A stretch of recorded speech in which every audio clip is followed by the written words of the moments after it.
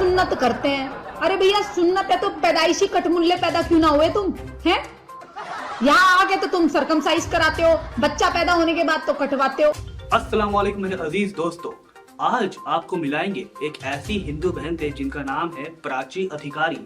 इन्होंने एक बहुत ही बड़ा सवाल किया है, या कहें कि अपना जहर उगला है, कहते हुए कि तुम मुसलमान पैदाइशी खतना किए हुए क्यों नहीं पैदा होते हो? अगर तुम लोग बाद में दुनिया में आने के बाद सरकमसाइज करते हो, यानी कि अपना खतना करवाते हो, तो ये तुम्हारे अल्लाह पहले ही तुमको करके क्यों नहीं भेजते? दोस्तों, इनका ये जो सवाल था, इसका करारा जवाब दिया है हमारे एक मियाँ भाई ने। बता दो दोस्तों, हमारे मियाँ भाई का नाम है डॉक्टर जाकिर नायक साहब, जिनको आप जरूर से जानते होंगे। इन्होंने इसे मुंह तोड़ जवाब दिया है इसके एक सवाल को, और यकीनन जब ये प्राची बहन इस वीडियो को देखेंगी और डॉक्टर जाकिर नायक साहब का जवाब सुनेगी, तो ये भी तिलमिला के घुस जाएगी किसी अनभक्तों के जैसे बिल में। तो आइए दोस्तों, आप इस वीडियो को देखिए, और अगर आपको ये वीडियो पसंद आया तो आपसे उम्मीद करते हैं कि आप इस वीडियो को आगे शेयर जरूर करें, और खास तौर पर इस वीडियो को लाइक करके हमारे चैनल को सब्सक्राइब जरूर से करें। आइए दोस्तों, इस बेहतरीन वीडियो को देखिए।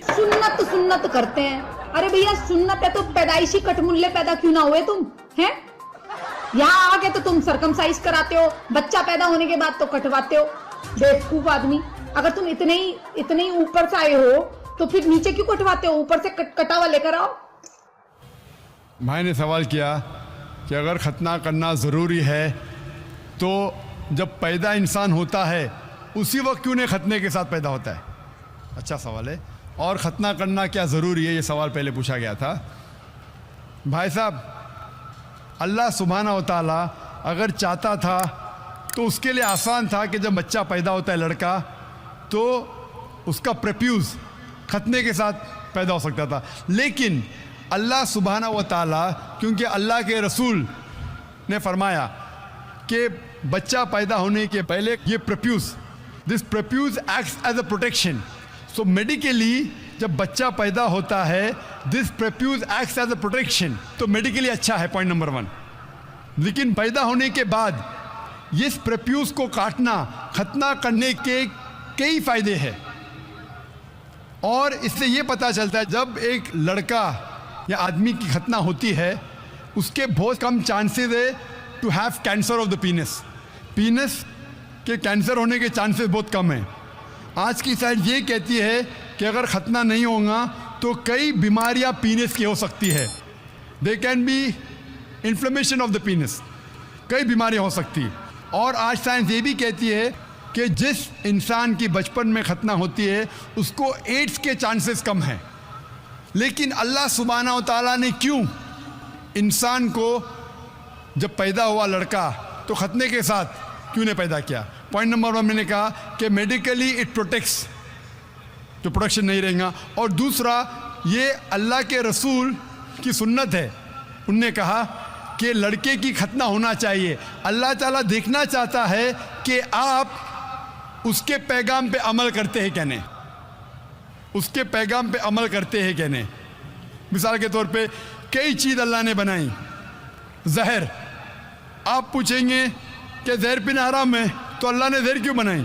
अल्लाह ताला ने कहा है कि आत्महत्या करना हराम है। अल्लाह देखना चाहता है कि आप उसकी तालीमात पे अमल करते हैं क्या नहीं। उसके कहा कि वो इस्लाम कबूल करना चाहती है। और जैसे मैंने कहा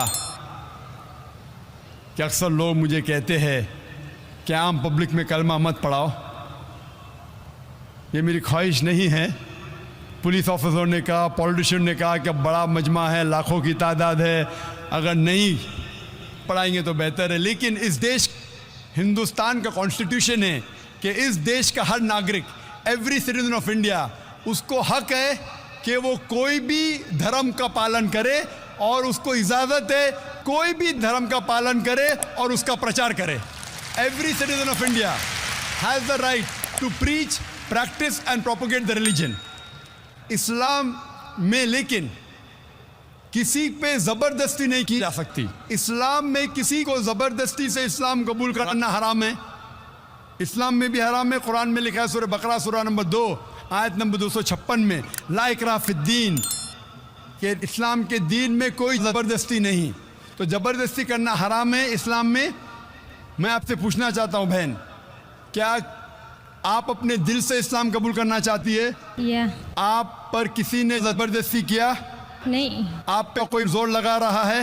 नहीं ताकत का जोर या माली जोर? नहीं आप मानती है कि एक अल्लाह है, एक खुदा है? या आप मानती है इसके अलावा कोई माबूद नहीं? नहीं आप मानती है कि मोहम्मद सल्लल्लाहु अलैहि वसल्लम इसके आखिरी पैगंबर है? या इंशाअल्लाह। ये देश में मुमानियत नहीं है, इस्लाम में मुमानियत नहीं है, तो मैं कैसे रोक सकता हूँ आपको इस्लाम कबूल करने से? इंशाअल्लाह मैं आपको अरबी में कलमा पढ़ाऊँगा, उसके बाद तर्जुमा आपसे दोहराइए। अशहदु अशहदु अल्लाह अन्ना इलाहा इलाहा इल्लल्लाह इल्लल्लाह व अशहदु व अशहदु अन्ना अन्ना मुहम्मदन मुहम्मदन अब्दुहु अब्दुहु व रसूलुहु।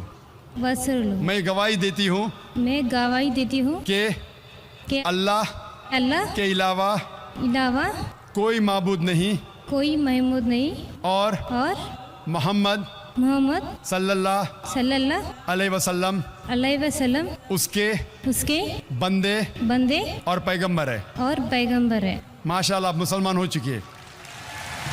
अल्लाह आपको जज़ाए खैर दे और अल्लाह आपकी जद्दोजहद को कबूल फरमाए।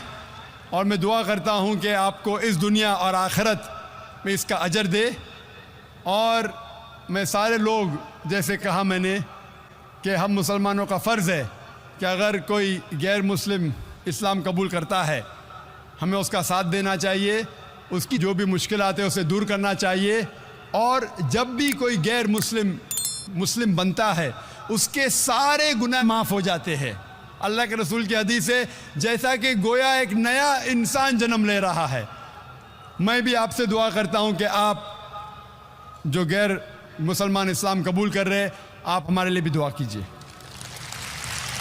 माइक नंबर 2 से भाई का सवाल। भाई का सवाल है कि खुदा एक है तो आदमी इतने फ़िरक़ों में क्यों बटा है? इंसानियत में इतने मज़ाहिब क्यों हैं? कुरान मजीद में लिखा है सूरह अल इमरान में सूरह नंबर 3 आयत नंबर 19 में, इन्ना दीन इंदल्लाहिल इस्लाम, सिर्फ वही मज़हब है, एक ही दीन है जो अल्लाह के नज़दीक सही दीन है, वो है इस्लाम। वो अमन हासिल करना अपनी ख्वाहिश के साथ अल्लाह की तालीमात के मुताबिक। और अल्लाह ताला फरमाते सूरह इमरान में सूरह नंबर 3 आयत नंबर 85 में कि अल्लाह सुब्हाना व ताला इस्लाम के अलावा कोई और दीन को कबूल नहीं फरमाएंगे। और अगर कोई भी इंसान इस्लाम के अलावा कोई दूसरे दीन, दूसरे मज़हब को मानता है, तो आखिरत में वो कभी भी नहीं कबूल करेंगे अल्लाह ताला उसे। इसीलिए अल्लाह सुब्हाना व ताला ने जितने पैगंबर भेजे, पहले पैगंबर आदम अलैहिस्सलाम, उसके बाद जितने पैगंबर आए, नूह अलैहिस्सलाम, इब्राहिम अलैहिस्सलाम, मूसा अलैहिस्सलाम, ईसा अलैहिस्सलाम, मोहम्मद सल्लल्लाहु अलैहि वसल्लम, जितने पैगंबर आए उनका पैगाम एक ही था। वो था कि एक अल्लाह में मानो और एक अल्लाह, एक खुदा की इबादत करो। और उस खुदा, उस अल्लाह की कोई प्रतिमा नहीं, कोई अक्स नहीं, कोई फोटोग्राफ नहीं, कोई पेंटिंग नहीं, कोई बुत नहीं, कोई मूर्ति नहीं, कोई स्टैचू नहीं, कोई स्कल्पचर नहीं। सारे पैगंबरों का एक ही पैगाम था। तो अल्लाह ने दीन, मज़हब सिर्फ एक ही भेजा, लेकिन लोगों ने अपने फ़ायदे के लिए ये पैगाम को बदला। जब भी पैगाम बदला, अल्लाह ने एक नए पैगंबर को भेजा सही पैगाम देने के लिए। फिर कुछ वक्त के बाद फिर से पैगाम में मिलावट आई। तो ये मिलावट है, जिस तरीके से मैंने कहा था, सूरह बकरा सूरह नंबर 2 आयत नंबर 79 में लिखा है कि लोग, इंसान अपने हाथ से किताब लिखते हैं और कहते हैं अल्लाह की तरफ से, अपने फ़ायदे के लिए। उनके ऊपर लानत है, उनके हाथों पे लानत है, और वो जो चीज़ कमाते उसके ऊपर लानत है। लेकिन जितने पैगंबर पहले आए वो सिर्फ अपने कौम के लिए आए थे और उनका पैगाम महदूद था एक वक्त के लिए, जब तक नया पैगाम आएगा। लेकिन क्योंकि मोहम्मद सल्लल्लाहु अलैहि वसल्लम आखिरी पैगंबर है, वो सिर्फ मुसलमान या अरबों के लिए नहीं भेजे गए थे, वो भेजे गए थे सारे आलमीन के लिए। जिस तरीके से अल्लाह ताला फरमाते सूरह अंबिया में सूरह नंबर 21 आयत नंबर 107, वमा अरसलनाका इल्ला रहमत लिल आलमीन, हमने तुम्हें नहीं भेजा लेकिन सिर्फ रहमत बना के सारे आलमीन के लिए, सारी इंसानियत के लिए, सारे जहां के लिए। तो दीन, मज़हब अल्लाह का सिर्फ एक है, इस्लाम।